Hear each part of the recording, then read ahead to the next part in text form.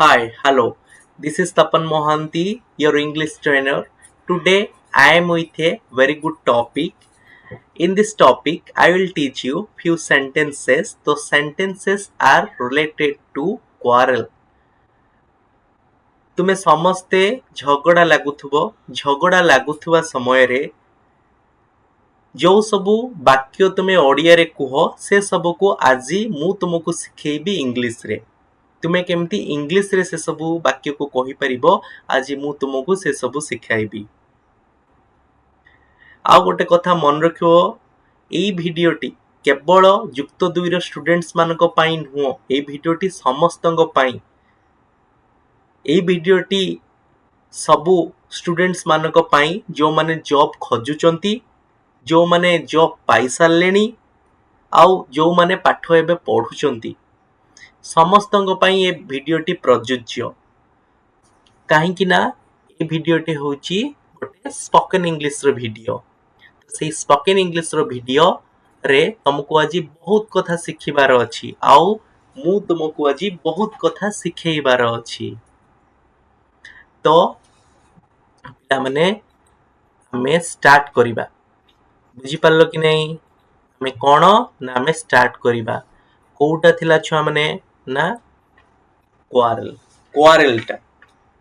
ଦେଖ, ପ୍ରଥମ ସେଣ୍ଟେନ୍ସ ଅଛି, ସେ ତୁଚ୍ଛ କଥାରେ ଝଗଡ଼ା କରେ। ସେ ଝଗଡ଼ା କରେ। ଦେଖ, ପୁଣି ଆସିଗଲି ମୁଁ କୋଉଠିକୁ? ଟେନ୍ସକୁ ପଳେଇ ଆସିଲି। ବଟ୍ ମୁଁ ତମକୁ ବେଶୀ ଟେନ୍ସ ଦେବିନି ଟେନ୍ସ ବିଷୟରେ କହି, ବଟ୍ ଷ୍ଟିଲ୍ ତ ତମକୁ ଥୋଡ଼ା ବହୁତ ଟେନ୍ସ ଜାଣିବାର ଅଛି, ନହେଲେ କେମିତି କହିବ। ତ ସେ ଲାଗି ଛୁଆମାନେ ସେ ଝଗଡ଼ା କରେ କ'ଣ ହବ? ହି କ୍ୱାରେଲ୍ସ। ପ୍ରେଜେଣ୍ଟ ସିମ୍ପଲ କଥା। ସେ ତୁଚ୍ଛ କଥାରେ ଝଗଡ଼ା କରେ, ଏଇଟା ହାବିଚୁଆଲ ତାର। ସେ ତୁଚ୍ଛ କଥାରେ ଝଗଡ଼ା କରେ, ତାହେଲେ ହି କ୍ୱାରେଲ୍ସ। ତୁଚ୍ଛ କଥା ଇଂଲିଶ କ'ଣ? ତୁଚ୍ଛ କଥାରେ ତୁଚ୍ଛ କଥା ହଉଛି ଟ୍ରିଫଲ। କ'ଣ ଛୁଆମାନେ? ଟ୍ରିଫଲ। ଓଭର ଏ ଟ୍ରିଫଲ। ହି କ୍ୱାରେଲ୍ସ ଓଭର ଏ ଟ୍ରିଫଲ। ସେ ତୁଚ୍ଛ କଥାରେ ଝଗଡ଼ା କରେ। ଅନନେସେସରି ଟପିକ ବି କହିପାରିବ। ହି କ୍ୱାରେଲ୍ସ ହି ଅନ୍ ଅନନେସେସରି ଟପିକ, ସେମିତି ବି କହିପାରିବ, ବା ହି କ୍ୱାରେଲ୍ସ ଓଭର ଏ ଟ୍ରିଫଲ ବି କହିପାରିବ ଛୁଆମାନେ। ଏହି ଝଗଡ଼ା ବନ୍ଦ କର। ଝଗଡ଼ା ବନ୍ଦ କର। ବନ୍ଦ କରିବା ଇଂଲିଶ କ'ଣ? ଷ୍ଟପ୍। ଷ୍ଟପ୍ ଏହି ଝଗଡ଼ା। ଦିସ୍ ଚ୍ୟାଟର বা দিস কোয়ারেল, ଏହି ଝଗଡ଼ା ବନ୍ଦ କର। Stop this quarrel, stop this chatter. Chatter ମାନେ ବକର ବକର ଚବର ଚବର ହବା, ଝଗଡ଼ାଳୁ ଭଳିଆ ହବା, ଝଗଡ଼ା କରିବା, ସେଇଠି ଆମେ ଚ୍ୟାଟର କହିପାରିବା ବା କୋଆରେଲ ବି କହିପାରିବା। ସେ ଦୁଇ ଜଣଙ୍କ ମଧ୍ୟରେ ଝଗଡ଼ା ଲାଗିଲା। ସେ ଦୁଇ ଜଣଙ୍କ ମଧ୍ୟରେ ଝଗଡ଼ା ଲାଗିଲା। ତାହେଲେ ସେ ଦୁଇ ଜଣଙ୍କ ମଧ୍ୟରେ ଝଗଡ଼ା ଲାଗିଲା। ଏ କ୍ୱାରେଲ ଗୋଟେ ଝଗଡ଼ା। ଏନସିଉଡ ମାନେ ଷ୍ଟାର୍ଟ ହବା ବା ବିଗିନ ହବା। ବିଟୁଇନ୍ ଦ ଟୁ, ଦୁଇ ଜଣଙ୍କ ମଧ୍ୟରେ ଗୋଟେ କ୍ୱାରେଲ ଝଗଡ଼ା ଆରମ୍ଭ ହେଲା। ଲାଗିଲା ପରେ ପାଷ୍ଟରେ ଅଛି। ଏନସିଉ ମାନେ ଆରମ୍ଭ ହବା। ଗୋଟେ ଝଗଡ଼ା ଆରମ୍ଭ ହେଲା। କେତେ ଜଣଙ୍କ ଭିତରେ? ନା ଦୁଇ ଜଣଙ୍କ ଭିତରେ। ବା ଆମେ କହିପାରିବା ଦେ ହ୍ୟାଡ ଏ କ୍ୱାରେଲ। ଦେ ହ୍ୟାଡ ଏ କ୍ୱାରେଲ ବୋଲି କହିପାରିବ। ସେ କାହିଁକି ଝଗଡ଼ା କଲା? କାହିଁକି ଝଗଡ଼ା କଲା? ସେ କାହିଁକି ଝଗଡ଼ା କଲା? ଏଠି ଛୁଆମାନେ ଟିକେ ଆମର ପ୍ରିଣ୍ଟିଂ ମିଷ୍ଟେକ୍ ଅଛି। ଦେଖ, ହ୍ୱାଟ ଅଛି, କାହିଁକି ଇଂଲିଶ ଆକ୍ଚୁଆଲି ୱାଇ ହବ ଛୁଆମାନେ। ତାହେଲେ ୱାଇ ଲେଖିବ। ୱାଇ ଡିଡ୍ ହି କ୍ୱାରେଲ ବା ଫାଇଟ୍ ବୋଲି କହିପାରିବ। ସେ କାହିଁକି ଝଗଡ଼ା କଲା? Why did he quarrel or fight ବୋଲି କହିପାରିବ ଛୁଆମାନେ। ହ୍ୱାଟ ଲେଖିବ ନାହିଁ। ଏଇ ଯୋଉ ହ୍ୱାଟ ଅଛି ଛୁଆମାନେ, ଏଇଟା ଭୁଲ ଅଛି ଛୁଆମାନେ। ଏଇ ଯୋଉ ହ୍ୱାଟ, ଏଠି ହବ କ'ଣ? ଏଠି ହବ ୱାଇ ହବ।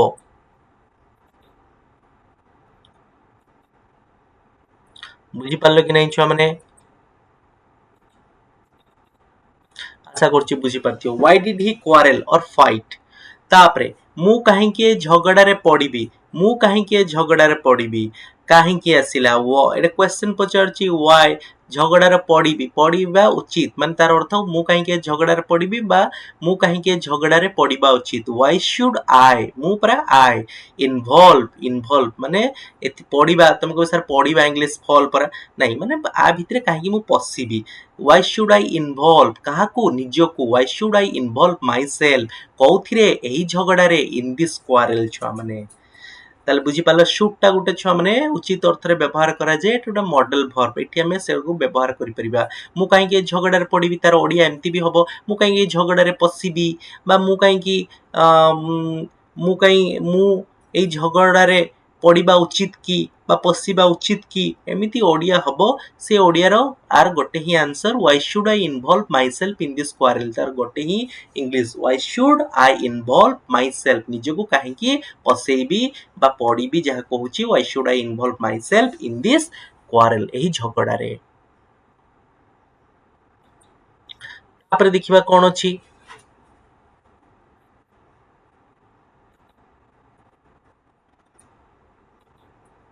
ଦେଖ ତାପରେ ଅଛି କେବଳ ତୁମେ ହିଁ ଏଇ ଝଗଡ଼ାର ସମାଧାନ କରିପାରିବ କେବଳ ତୁମେ କଣ only you କରିପାରିବ can only you can जो ସମାଧାନ କରିବା ଇଂଲିଶ କଣ make up ବା solve only you can make up or solve କଣ the quarrel କେବଳ ତୁମେ ଏଇ ଝଗଡ଼ାର ସମାଧାନ କରିପାରିବ କେବଳ ତୁମେ only you ତାହେଲେ ତାପରେ କଣ ହେଲ୍ପ କରିପାରିବ ମାନେ ପାରିବା ଅର୍ଥରେ ମଡେଲ ଏବିଲିଟି ଅର୍ଥରେ can ବ୍ୟବହାର କରାଯାଏ only you can ସମାଧାନ କରିବା କଣ solve ବା makeup କହିପାରିବ only you can solve or makeup ଏହି ଝଗଡ଼ା this quarrel ବୁଝିପାରିଲ କି ନାହିଁ ନେକ୍ସଟ ସେ ପାଗଳ ହୋଇଯାଇଛି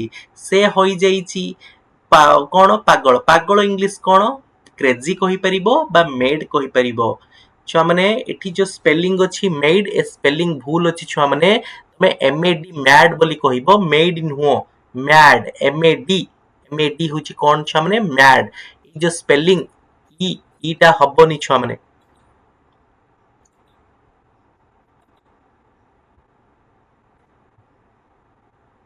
ଏଇ ଯୋଉ ଏଇଟା ନୁହଁ ଏଇଟା ଭୁଲ ମ୍ୟାଡ୍ ହବ କଣ ହେଲା ଛୁଆ ମାନେ କଣ ବୁଝିଲ ନା ଅଛି ସେ ପାଗଳ ହୋଇଯାଇଛି he has gone crazy ବା mad ବୋଲି କହିବ mad MAD କଣ pronunciation mad ସେ ଜଣେ ଝଗଡ଼ାଳୁ ମହିଳା ବୋଲି ଲାଗୁଛି ସେ ଜଣେ ଝଗଡ଼ାଳୁ ମହିଳା ଭଳି ଲାଗୁଛି ବୁଝିପାରିଲ କି ନାହିଁ ସେ ଜଣେ ଝଗଡ଼ାଳୁ ମହିଳା ଭଳି ଲାଗୁଛି ତାହେଲେ ସେ ଲାଗୁଛି she seems ସେ ଲାଗୁଛି କଣ ନା ଝଗଡ଼ାଳୁ ମହିଳା ଭଳି to be ଝଗଡ଼ାଳୁ ମହିଳା କଣ quarrelsome lady she seems to be a quarrelsome lady ସେ ଜଣେ ଝଗଡ଼ାଳୁ ମହିଳା ଭଳି ଲାଗୁଛି she seems to be a quarrelsome lady ଝଗଡ଼ାଳୁ କଣ ଇଂଲିଶ quarrelsome lady ମହିଳା ତାପରେ ମୁଁ ବହୁତ ହଇରାଣ ହଉଛି କଣ ମୁଁ ହଇରାଣ ହଉଛି I am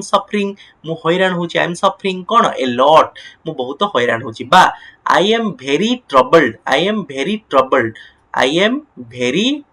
ବା I am facing a lot of difficulties ବା କଣ ହେଇଛି ଛୁଆ ମାନେ I am facing a lot of difficulties କଣ ହେଇଛି I am facing a lot of difficulties ବି କହିପାରିବ ତୁମେ ମତେ ବହୁତ ବିରକ୍ତ କରୁଛ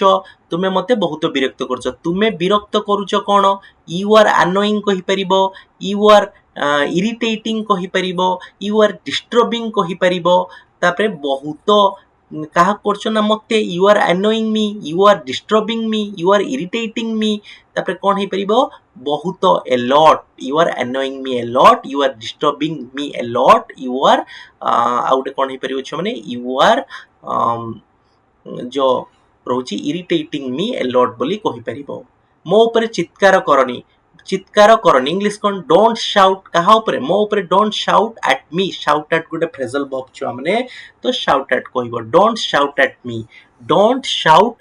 me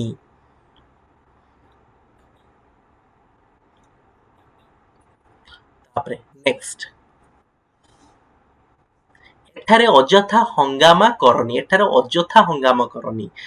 don't make unnecessary noise here don't make unnecessary noise here ଆସ କଥା ହୋଇ ସମାଧାନ କରିବା ଆସ ଇଂଲିଶ କଣ let us ଆସ କଥା ହବା talk କଥା ହୋଇ ସମାଧାନ କରିବା talk and solve let us talk and resolve the issue ଆସ ବା ଏମିତି ସର୍ଟରେ କହିପାରିବା let us talk it out କହିପାରିବା ବା let us talk and resolve the issue ବୋଲି କହିପାରିବା ଦୟାକରି ଆପଣଙ୍କ ଭାଷା ଠିକ କରନ୍ତୁ, ଦୟାକରି ମାନେ ପ୍ଲିଜ ଆପଣଙ୍କ ଭାଷା ଠିକ କରନ୍ତୁ, ମାଇଣ୍ଡ ୟର ଲାଙ୍ଗୁଏଜ ବୋଲି କହିପାରିବ, ପ୍ଲିଜ ମାଇଣ୍ଡ ୟର ଲାଙ୍ଗୁଏଜ, ଦୟାକରି ଆପଣଙ୍କ ଭାଷା ଠିକ କରନ୍ତୁ।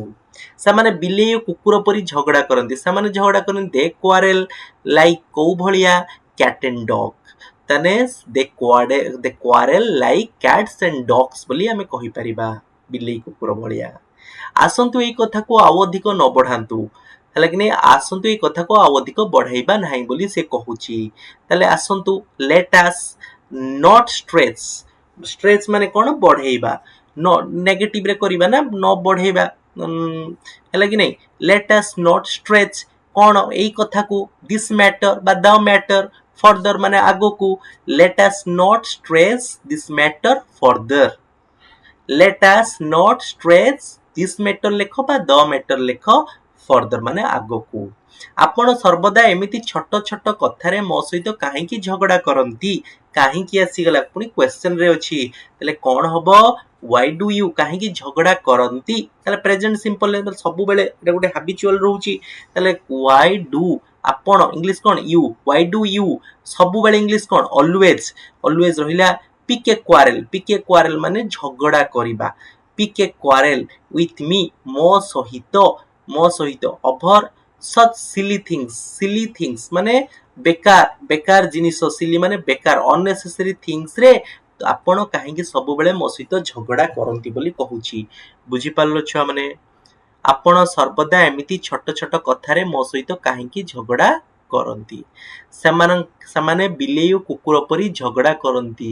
ବୁଝିଲ ଛୁଆ ମାନେ, ମୁଁ ଆଶା କରୁଛି ପିଲାମାନେ ତୁମେ ଯୋଉ ଝଗଡାରେ ସାଧାରଣତଃ ଯେତେବେଳେ ଝଗଡା ହୁଏ ଏଇ ସବୁ ସେଣ୍ଟେନ୍ସେସ ତ ବ୍ୟବହାର ମାନେ କରାଯାଏ, ତ ଏଇ ସେଣ୍ଟେନ୍ସେସ ର ଇଂଲିଶ ତୁମେ ମାନେ ବୁଝିଗଲ, ଆଉ ନେକ୍ସଟ ଟାଇମ ଯେତେବେଳେ ବି କାହା ସହିତ ଝଗଡା କରିବ ଜମାର ଓଡିଆରେ ଝଗଡା କରିବନି, ତାଙ୍କ ସହିତ ତୁମେ ଇଂଲିଶରେ ଝଗଡା କରିବ ଯଦି ଜିତିବାକୁ ଚାହୁଁଛ, କାରଣ ସିଏ ତ ଇଂଲିଶରେ ଝଗଡା ତମ ସହିତ କରିପାରିବେନି, ଆଉ ଯାହା ଫଳରେ ତମର ଅଟୋମେଟିକଲି ୱିନ୍ ହେଇଯିବ।